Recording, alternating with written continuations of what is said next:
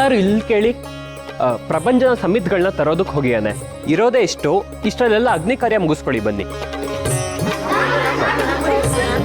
ನಿಧಾನ ನಿಧಾನ ನಿಧಾನ.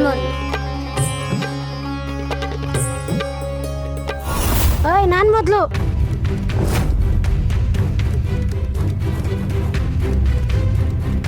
ಅಚ್ಚುತ, ಏನಾಯ್ತು? ಏನಾಗಲ್ಲ. ಎಲ್ಲಿ? ಶ್ರೀಹರಿನ ನೆನಪಿಸ್ಕೋ. ಏನೂ ಆಗಲ್ಲ, ಏನೂ ಆಗಲ್ಲ. ಉರಿ ಕಡಿಮೆ ಆಯ್ತಾ? ನೋಡಿ, ನಾನ್ ಮೊದ್ಲು ಅನ್ನೋದು ತಪ್ಪು. ನಾನು ಅನ್ನುವುದು ಸ್ವಾರ್ಥ. ಸ್ವಾರ್ಥದಿಂದ ಗುಂಪಿನಿಂದ ಹೊರಗೆ ಬಂದ್ರೆ ಈ ಕೆಂಡದ ತರನೇ ನಾವು ನಮ್ಮ ಶಕ್ತಿನ ಕಳ್ಕೊತೀವಿ. ಈಗ ನೋಡಿ,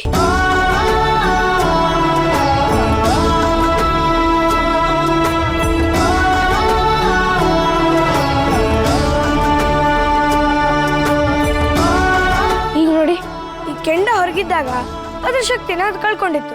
ಮತ್ತೆ ಎಲ್ಲದ್ರ ಜೊತೆ ಸೇರಿಸಿದ್ಮೇಲೆ ಅದಕ್ಕೂ ಅದರ ಶಕ್ತಿ ಬಂತು. ಅದಕ್ಕೆ ಹೇಳುವುದು ಒಗ್ಗಟ್ಟಿನಲ್ಲಿ ಬಲವಿದೆ ಅಂತ. ನಾವೆಲ್ಲರೂ ಒಗ್ಗಟ್ಟಾಗಿದ್ರೆ ಏನ್ ಬೇಕಾದ್ರೂ ಸಾಧಿಸಬಹುದು. ಶ್ರೀಹರಿ, ನೋಡಿದ್ರ ಮಕ್ಕ, ತಿಮ್ಮಣ್ಣ ಎಷ್ಟು ದೊಡ್ಡ ವಿಷಯವನ್ನ ಎಷ್ಟು ಸರಳವಾಗಿ ಹೇಳಿಬಿಟ್ಟ. ಮಧ್ವಾಚಾರ್ಯರು ತಿಳಿಸಿರುವಂತೆ ನಮ್ಮೊಳಗಿನ ಅಗ್ನಿ ಸದಾ ಜಾಗೃತವಾಗಿರಬೇಕು. ಅದಕ್ಕಾಗಿ ನಾವು ಧರಿಸಿರುವ ಈ ಮುದ್ರೆಗಳು ಅಗ್ನಿಯನ್ನೇ ಸೂಚಿಸುತ್ತವೆ. ಜಠರ, ಹೃದಯ, ವಾಕ್ ಅಂದರೆ ಗಂಟಲು, ಇಲ್ಲಿ ಅಗ್ನಿ ಸದಾ ಜಾಗೃತವಾಗಿರಬೇಕು. ಈ ಮೂರು ಶುದ್ಧಿಯಾಗಿರುವ ಕಡೆ ಶ್ರೀಹರಿ ವಾಸಿಸುತ್ತಾನೆ.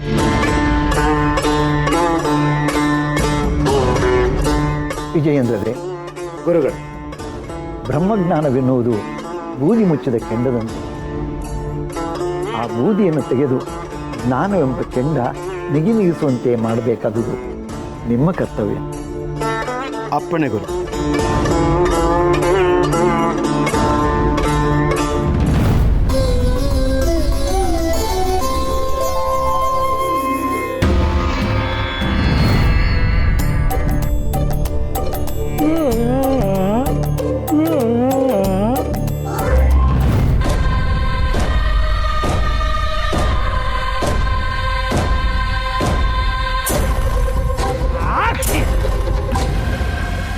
ಬಾರಯ್ಯ, ನೀನೇ ಬಾರಯ್ಯ. ಯಾರಪ್ಪ ನೀನು? ಯಾವತ್ತು ನೀನು ಕಂಡೇ ಇಲ್ವಲ್ಲ? ಓಹೋ, ಮಠಕ್ಕೆ ಹೊಸಬದ? ಹೌದು ಸ್ವಾಮಿ, ನಾನು. ನೀ ಯಾರಾದ್ರೂ ನನಗೇನಯ್ಯ? ನಾನು ಯಾರು ಅಂತ ಗೊತ್ತಾ? ಗೊತ್ತಿಲ್ಲ ಸ್ವಾಮಿ. ತಾವು ಯೋಗೀಂದ್ರಾಚಾರ್ಯ ಅಂತ. ಭುವನಗಿರಿ ಕೇಳಿದ್ಯಾ? ಅಲ್ಲಿಯ ಪಾರು ಪತ್ತೇದಾರ ನಾನು. ನನ್ನ ಕೈ ಕೆಳಗೆ ಒಂದಲ್ಲ, ಎರಡಲ್ಲ, 20 ಹಳ್ಳಿಗಳಿದಾವೆ. ಓಹ್, ಸಂತೋಷ ಸ್ವಾಮಿ. ಸಂತೋಷ ಆಗಬೇಕಾಗಿರೋದು ನನಗಯ್ಯ, ನಿನಗಲ್ಲ. ನೋಡು, ಈ ಮೂಟೆಗಳನ್ನೆಲ್ಲ ತಗೊಂಡೋಗಿ ಮಠದಲ್ಲಿ ಇಳಿಸು.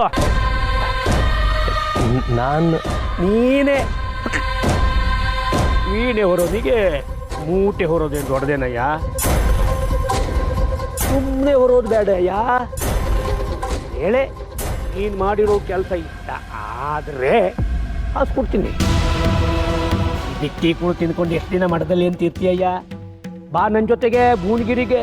ಹೊಯ್ ತುಂಬ ಕೆಲಸ, ಹೊಟ್ಟೆ ತುಂಬ ಊಟ, ಕಾಸು ನನಗೆ ಎಷ್ಟು ಬೇಕಷ್ಟು ಕೊಡ್ತೀನಿ. ಅದು ಗುರುಗಳು ನನಗೋಸ್ಕರ ಕಾಯ್ತಾ ಇದ್ದಾರಪ್ಪ. ನಾನು ಬರೋದ್ರೊಳಗೆ ಮೂಟೆ ಎಲ್ಲ ಮುಗ್ದಿರ್ಬೇಕು. ಏನಾದ್ರೂ ಮೈಗಳತನ ಮಾಡಿದ್ಯಾ ಮಠದಿಂದ ಓಡಿಸ್ಬಿಡ್ತೀನಿ. ಸ್ವಾಮಿ, ಏನಯ್ಯ? ವೇಣಿನ ಜೋಪಾನವಾಗಿಟ್ಟು ಮೂಟೆಗಳನ್ನ ಇಳಿಸ್ಬೋದಾ? ವೀಣೆ ಎಲ್ಲಿ ಬೇಕಾದ್ರೆ ಇಡು, ಮೂಟೆಗಳನ್ನ ಮಾತ್ರ ಇಡಬೇಕಾದಲ್ಲ ಇಡು. ಆಯ್ತು ಸ್ವಾಮಿ.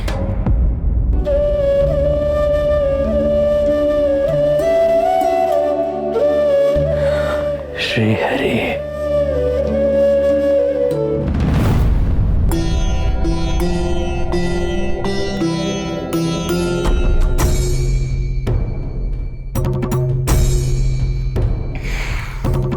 ಶ್ರೀಹರಿ.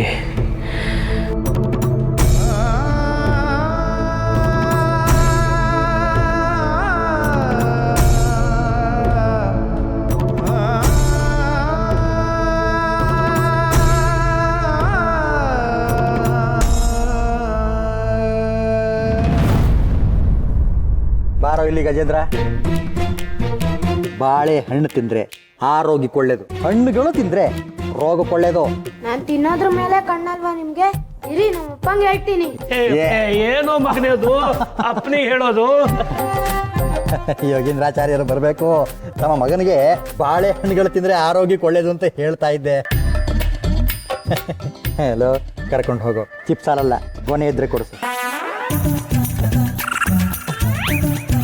ಮತ್ತೆ ಯೋಗೇಂದ್ರಾಚಾರ್ಯರು ಅನಂತ ಪದ್ಮನಾಭ ವ್ರತಕ್ಕೆ ಬರಬೇಕಾಗಿತ್ತು, ಈಗ ಬರ್ತಾ ಇದ್ದೀರಿ. ಕಾರಣ? ಬರ್ಬೇಕಾಗಿತ್ತು, ಅದ್ರ ದೇಣಿಗೆ ಸಂಗ್ರಹ ಆಗ್ಲಿಕ್ಕೆ ಸ್ವಲ್ಪ ತಡ ಆಯ್ತು. ಹಾಗಾದ್ರೆ ಮೂಟೆಗಳನ್ನೆಲ್ಲ ಇಳಿಸಾಯ್ತು? ಅಲ್ಲಿ ನೋಡಿ, ನಿಮ್ಮ ಮಠದವನ್ನ ಇಳಿಸ್ತಾ ಇದ್ದಾನಲ್ಲ.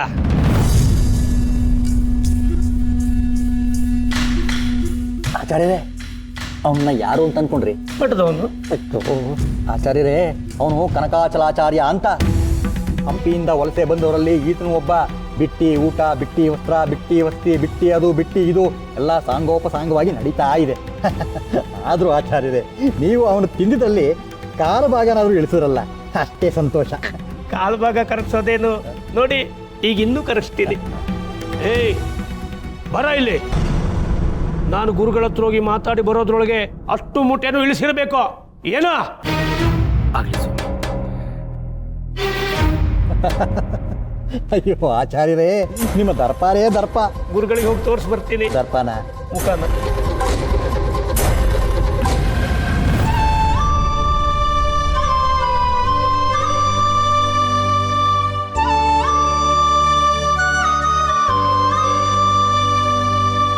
ಲಕ್ಷ್ಮಿ, ಕನಕಾಚಲರು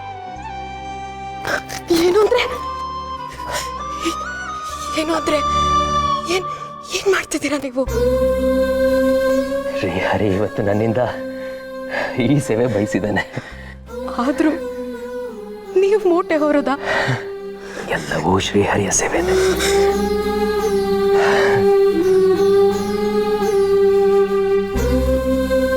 ಅಯ್ಯೋ ದೇವ್ರೆ, ಹೇಗಿದ್ದವ್ರು ಹೇಗಾಗೋದು?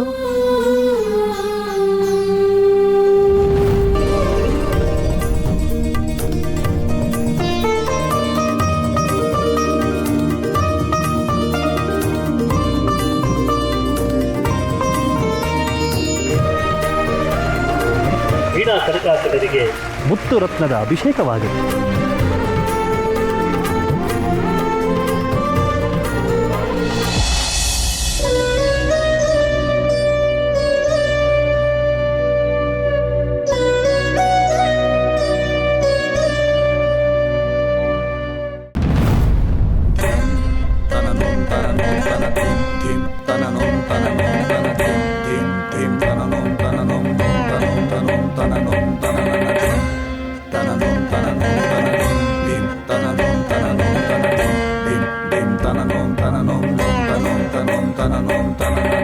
ಶ್ರೀಹರಿ.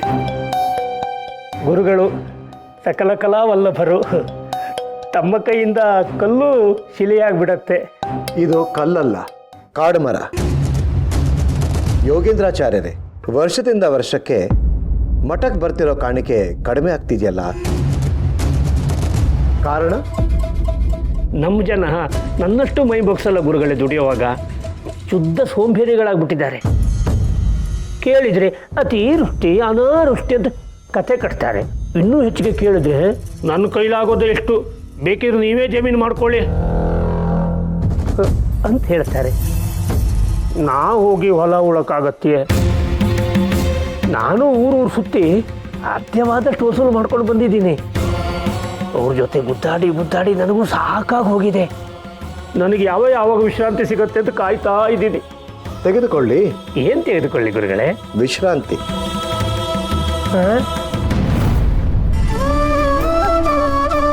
ಗುರುಗಳಿಗೆ ಪ್ರಣಾಮಗಳು. ಕಾವೇರಿ ಪಟ್ಟಣದ ವಿದ್ಯಾಪೀಠದ ಅಭಿವೃದ್ಧಿಗಾಗಿ ಚವಪ್ಪ ನಾಯಕರು 1000 ವರಹಗಳನ್ನು ಕಳಿಸಿದ್ದಾರೆ. ಗುರುಗಳು ಒಪ್ಪಿಸ್ಕೋಬೇಕು.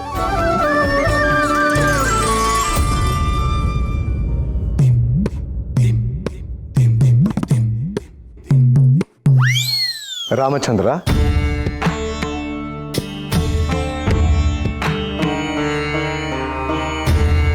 ಹಾಗೆ ಒಂದು ಪತ್ರವನ್ನು ಕಳಿಸಿದ್ದಾರೆ. ದೈವಾಂಶ ಸಂಭೂತರಾದ ಶ್ರೀ ಸುರೇಂದ್ರ ತೀರ್ಥರಿಗೂ ಪೀಠಾಧಿಪತಿಗಳಾದ ವಿಜಯೇಂದ್ರ ತೀರ್ಥರಿಗೂ ತಂಜಾವೂರು ಸಂಸ್ಥಾನದ ಚವಪ್ಪ ನಾಯಕರು ಮಾಡುವ ಪ್ರಣಾಮಗಳು. ಪ್ರಸ್ತುತ ನಮಗೆ ಎದುರಾಗಿರುವ ಸಮಸ್ಯೆಯೊಂದಕ್ಕೆ ತಮ್ಮಿಂದ ಪರಿಹಾರವನ್ನು ಬಯಸಿ ಮಂತ್ರಿಗಳನ್ನು ಕಳಿಸಿದ್ದೇವೆ. ಇಂತಿ ನಿಮ್ಮಲ್ಲಿ ಆಶೀರ್ವಾದ ಕೋರುವ ಚವಪ್ಪ ನಾಯಕರು. ಹೇಳಿ ಮಂತ್ರಿಗಳೇ. ಗುರುಗಳೇ, ಈತ ದ್ವಾರಕಾನಾಥ, ಆತ ಗೌರೀಶ. ಗೌರೀಶನಿಂದ ದ್ವಾರಕಾನಾಥನ ಮುತ್ತಾತ 2000 ವರಹಗಳನ್ನ ಸಾಲವಾಗಿ ಪಡೆದಿದ್ರು. ಮಾಸಿಕ 100 ವರಹಗಳನ್ನ ಬಡ್ಡಿಯಾಗಿ ಕಟ್ಟುವ ಮಾತಾಗಿತ್ತು. 3 ವರ್ಷಗಳ ಹಿಂದೆ ದ್ವಾರಕಾನಾಥನ ಮುತ್ತಾತ, ತಾತ, ತಂದೆ ಮೂವರು ತೀರ್ಕೊಂಡಿರ್ತಾರೆ. ಈಗ ಮರಿಮಮ್ಮಗನಾದ ದ್ವಾರಕಾನಾಥ ಸಾಲಕ್ಕೂ ತನಗೂ ಸಂಬಂಧ ಇಲ್ಲ ಅಂತ ಹೇಳ್ತಾ ಇದ್ದಾನೆ. ಸಾಲ ನೀಡಿರುವ ಗೌರೀಶ ಬರದ ಕಾರಣದಿಂದ ದಯನೀಯ ಸ್ಥಿತಿಗೆ ತಲುಪಿದ್ದಾನೆ. ಇದು ನಮ್ಮ ತರ್ಕಕ್ಕೆ ಮೀರಿದ ವ್ಯಾಜ್ಯ. ಆದ್ದರಿಂದ ತಾವು ಧರ್ಮಸಮ್ಮತವಾದ ನ್ಯಾಯವನ್ನು ಒದಗಿಸ್ಕೊಡ್ಬೇಕು ಅಂತ ತಮ್ಮಲ್ಲಿ ವಿನಂತಿಸ್ಕೊಳ್ತೇನೆ. ಯೋಗೇಂದ್ರಾಚಾರ್ಯರೇ, ಇದರ ಬಗ್ಗೆ ತಮ್ಮ ಅಭಿಪ್ರಾಯ? ನನ್ನ ಅಭಿಪ್ರಾಯ ಏನಿದೆ ಗುರುಗಳೇ, ನ್ಯಾಯ ಸಂಹಿತೆಯೇ ಹೇಳಿದೆ, ಮುರಿಮೊಮ್ಮಗನಿಗೆ ಮುತ್ತಾತನ ಋಣ ಬರೋದಿಲ್ಲ ಅಂತ.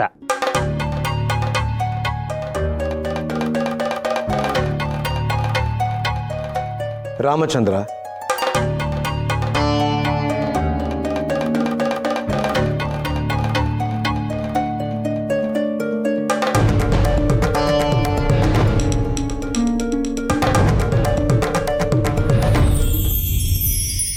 ಬನ್ನಿ ಕನಕಾಚಲರೇ.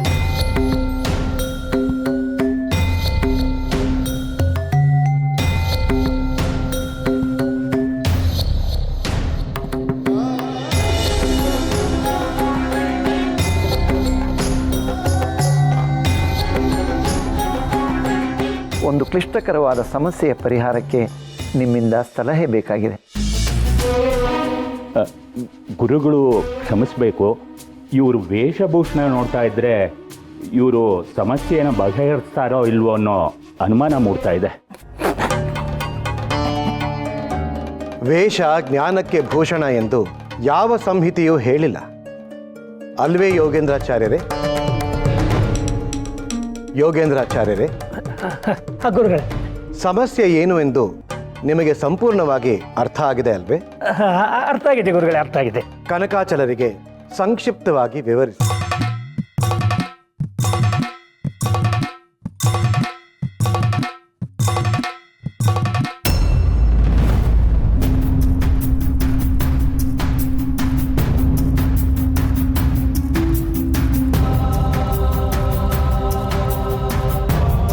ಸಾಲವನ್ನು ಪಡೆದಿದ್ದು ದ್ವಾರಕಾನಾಥರ ಮುತ್ತಾತ. ಬರಗಾಲವಾಗಿದ್ದರಿಂದ ಸಾಲ ತೀರ್ಸೋದಕ್ಕಾಗ್ದಲೇ ಮುತ್ತಾತ, ತಾತ ಮತ್ತು ಇವ್ರ ತಂದೆ 3 ಜನರು ಕಾಲವಾಗಿದ್ದಾರೆ. ಇದ್ರ ಬಗ್ಗೆ ನನಗೆ ಸಂತಾಪ ಇದೆ.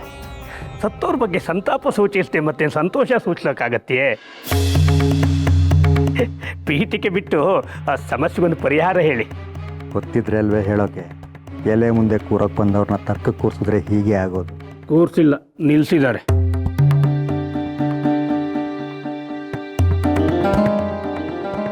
ದ್ವಾರಕಾನಾಥ, ನಿಮ್ಮ ಮುತ್ತಾತನವರು ಇವರಿಂದ ಸಾಲ ತಗೊಂಡಿದ್ದ ವಿಷಯ ನಿಮಗೆ ತಿಳಿದಿದೆಯೇ?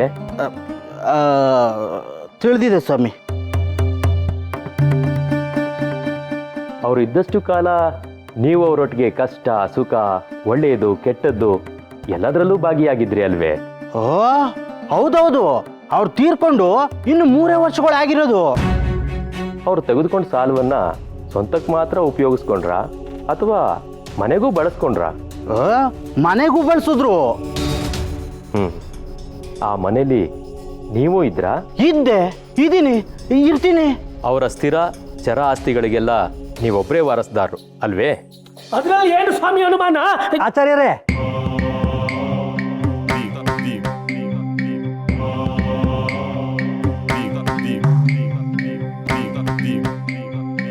ಅದರಲ್ಲೇನು ಅನುಮಾನ ಕನಕಾಚಲ್ರೆ, ಇರೋ ನೀವನೊಬ್ಬನೇ, ಅಂದಮೇಲೆ ವಾರಸುದಾರ ಇವನೇ ಅಲ್ವೇ? ಹಾಗಿದ್ಮೇಲೆ ಅವರ ಸಾಲಕ್ಕೂ ಇವರೇ ಬಾಧ್ಯರು ಅನ್ನೋದು ನಿಸ್ಸಂಶಯ. ಹಾಗಾದ್ರೆ ಪೌತ್ರೇಹಿ ಅಂತ ಹೇಳಿರೋ ನ್ಯಾಯ ಸಂಹಿತೆನೇ ಸುಳ್ಳ? ನ್ಯಾಯ ಸಂಹಿತೆ ಸುಳ್ಳು ಅಂತ ನಾನು ಹೇಳ್ತಾ ಇಲ್ಲ. ಅದ್ರ ಪ್ರಕಾರ ಮರಿ ಮೊಮ್ಮಗನಿಗೆ ಮುತ್ತಾತನ ಸಾಲ ಬರೋದಿಲ್ಲ. ಆದ್ರೆ ಏನ್ರಿ ಆದ್ರೆ?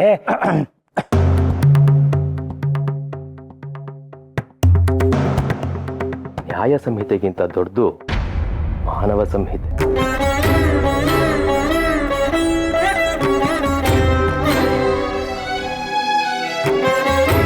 ಜಾಯಮಾನೋ ತ್ರೈಋಣಾಃ ಅಂದ್ರೆ ದೇವಋಣ, ಋಷಿ ಋಣ, ಪಿತೃಋಣಗಳನ್ನ ಎಂದಿಗೂ ಉಳಿಸ್ಕೋಬಾರ್ದು ಅಂತ ಧರ್ಮಶಾಸ್ತ್ರ ಹೇಳುತ್ತೆ. ಆ ಋಣಗಳನ್ನು ತೀರಿಸ್ತಲೇ ಇದ್ರೆ ಪಿತೃಗಳಿಗೂ ಮೋಕ್ಷವಿಲ್ಲ, ವಾರಸದಾರನಿಗೂ ಮೋಕ್ಷವಿಲ್ಲ. ಈ ಋಣ ಮೋಕ್ಷ ಎಲ್ಲಕ್ಕಿಂತಲೂ ದೊಡ್ಡದು ಮಾನವೀಯತೆ. ಮಾನವೀಯ ದೃಷ್ಟಿಯಿಂದ ನೋಡಿದ್ರೆ ನೀವು ಇವ್ರ ಸಾಲನ ತೀರಿಸಲೇಬೇಕು. ನಿಮಗೆ ಅದು ಹೊರೆ ಆದರೆ ಕಂತಿನ ರೂಪದಲ್ಲಾದರೂ ತೀರಿಸಬಹುದು.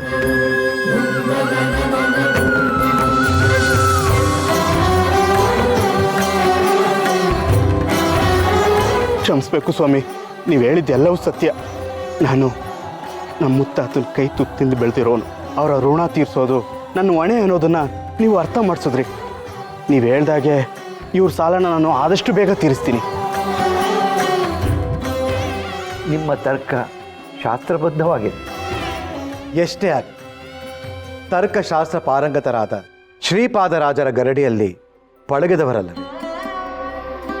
ಸಾಕ್ಷಾತ್ ವ್ಯಾಸರಾಯರೇ ಬಂದು ತೀರ್ಪು ಕೊಟ್ಟಂತಾಯ್ತು. ನಿಮ್ಮ ಈ ತೀರ್ಪನ್ನು ನಾವು ಶ್ಲಾಘಿಸುತ್ತೇವೆ.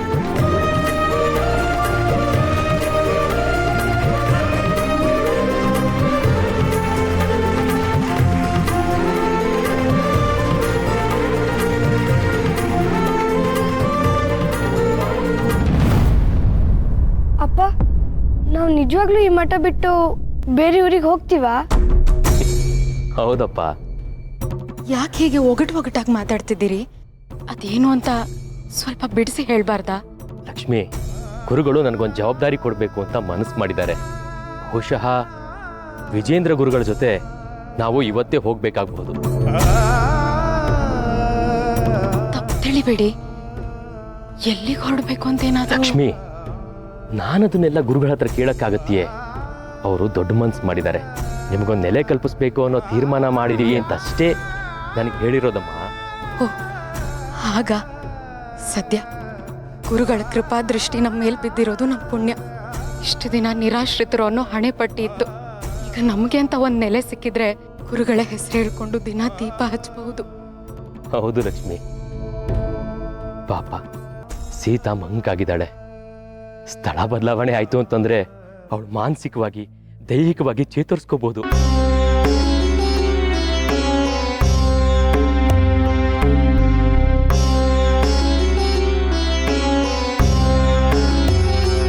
ಅಪ್ಪ, ಅಲ್ಲೂ ಕೂಡ ಹಂಪಿ ತರ ಗುಡ್ಡ, ನದಿ, ಬೆಟ್ಟ, ದೇವಸ್ಥಾನಗಳೆಲ್ಲ ಇರತ್ತಾ?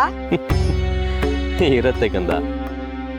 ಅಪ್ಪ, ಅಲ್ಲಿ ಸುಟ್ಟಗಂಧದ ವಾಸನೆ ಬರಲ್ಲ ತಾನೆ?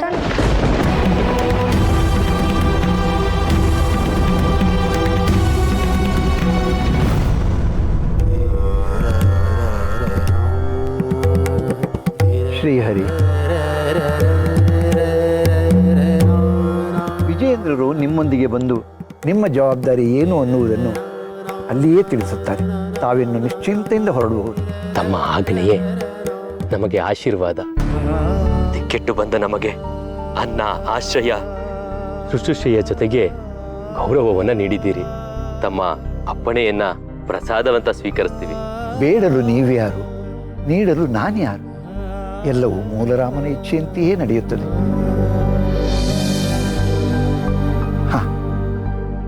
ತಾವಿನ್ನು ಹೊರಡಿ. ನಿಮ್ಮ ಮಗ ತಿಮ್ಮಣ್ಣ ನಮ್ಮ ಬಳಿಯೇ ಇರಲಿ.